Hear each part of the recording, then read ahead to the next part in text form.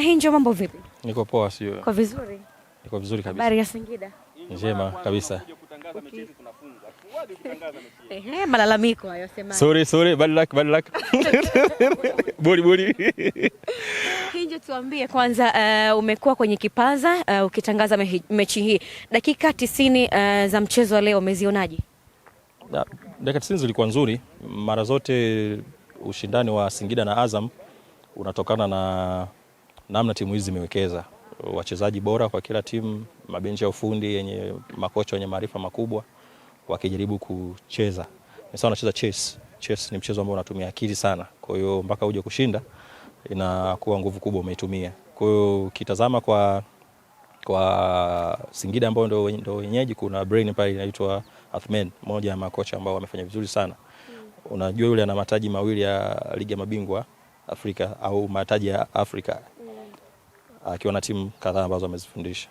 Huko kuna Florai Benge, mmoja wa makocha ambao wana CV kubwa, wenye uzoefu mkubwa na soka la Afrika. Kwa hiyo kwa mantiki hiyo, maana yake unakuja kutegemea mchezo mzuri sana wa hizi timu mbili. Sawa. Yeah. Tuambie ni madhaifu gani pengine Singida walikuwa nayo mpaka kuweza kuruhusu magoli mawili? Nafikiri nafasi kubwa kati ya mchezaji mmoja na mwingine. Timu haikuwa tight sana, yani distance ya center backs unaweza kusema labda wakati yupo Kennedy Juma na mshambuliaji wake Joseph Gede ni mita nyingi sana. Sasa hivi kuzuia, unajaribu kuzuia kwa space ndogo, kutoa nafasi ndogo kwa wapinzani kujaribu kupita. Lakini kwa Singida ulikuwa unaona kuna nafasi kubwa sana kati ya mchezaji na mchezaji. Nafasi ya kutoka mabeki kwenda kwenye kiungo kuna nafasi kubwa pia.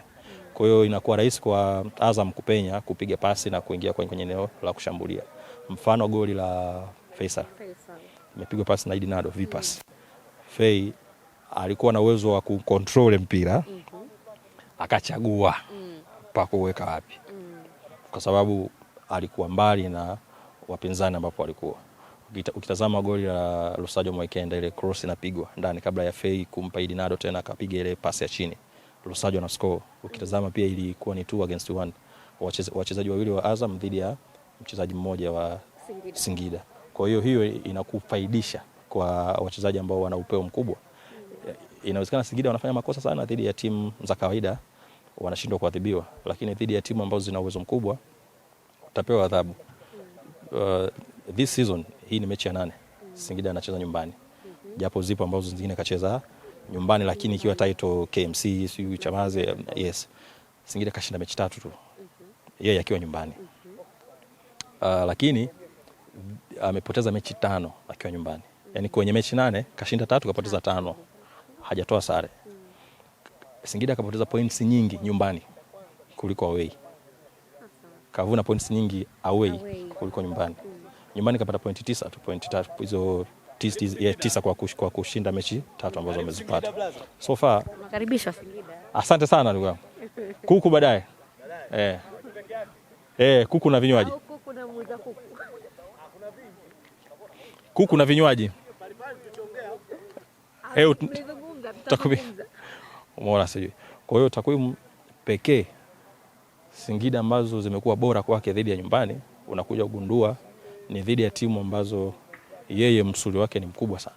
Kapoteza dhidi ya TRA 3-1, kapoteza dhidi ya Yanga, kapoteza dhidi ya Simba, kapoteza dhidi ya Azam, na kuna timu moja hapa ambayo imemfunga akiwa nyumbani. Hizo ndio mechi 5 ambazo kafungwa. Kwa hiyo unagundua akipata ushindani mkubwa, wenye wachezaji wenye uwezo mkubwa wa kutafsiri makosa ya wachezaji wao wanaadhibiwa. Lakini dhidi ya timu ambazo zinashindwa kutafsiri makosa, wanakuwa comfortable uwanjani. Sawa. Pamoja na hayo ambayo umeyazungumza, umemtazama vizuri sana hapa Azam FC, na mara baada ya mchezo huu anakwenda kukutana na Simba, mchezo mkubwa, mchezo wa dabi. Pengine ni wapi ambapo Azam unapaswa kuwa nako makini zaidi anapokwenda kukutana na Simba? Walipokutana mara ya mwisho nafikiri kuna mabadiliko ya timu hasa ndani ya uwanja. Wakati ule beki alikuwa Nangu, beki wakati na Shamu. Sasa hizi unamuona Rusha Derek. Japo walikutana pia kwenye mechi ya Mapinduzi. Lakini inawezekana mchezo huu ukaenda kutoa taswira tofauti nyingine kwenye title race, lakini pia ushindani baina ya Simba na Azam wanapokutana. Ushindani wao umekuwa mkubwa tangu Azam walipopanda masekeseke mengi yametokea kwa viongozi kuwajibishana na wachezaji, ndio historia ya Mzizima Dabi.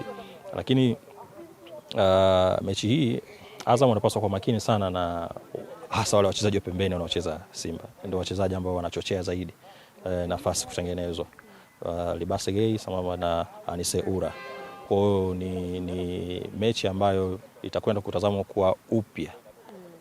Simba kaperform kwenye Kariakoo Derby dhidi ya Yanga, moja ndio top match, lakini dhidi ya mpinzani wa aina ile ile tena kwenye uwanja mzuri, uwanja ambao utaweza kutoa picha nzuri kwa timu kucheza.